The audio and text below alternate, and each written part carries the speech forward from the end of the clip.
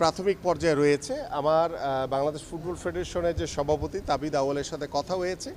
আমরা ওই প্রাথমিক আলোচনাটুকুই করেছি, বাট এখানে কতটুকু ব্যয় ভার বহন করতে হবে, আনুষঙ্গিক যে বিষয়গুলো রয়েছে সেগুলো নিয়ে এখনও খোলামেলা কোনো ডিসকাশন হয়নি। সো ডিসকাশন না হওয়ার আগে এই মুহূর্তে কিছু বলা যাচ্ছে না। ডিসকাশন হলে দেন আমরা চেষ্টা করব কিভাবে এটাকে যাতে বাস্তবায়ন করা যায়। দেখেন, আপনারা নিশ্চয়ই আমার কথা শুনেছেন।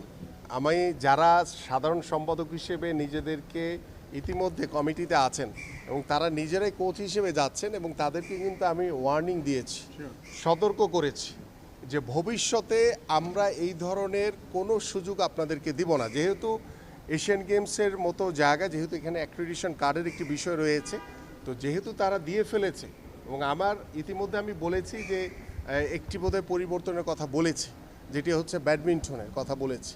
তো ব্যাডমিন্টন যেহেতু অলিম্পিক অ্যাসোসিয়েশনের এখানে আমাদের শেফার সাহেব রয়েছেন, তার সাথে ইতিমধ্যে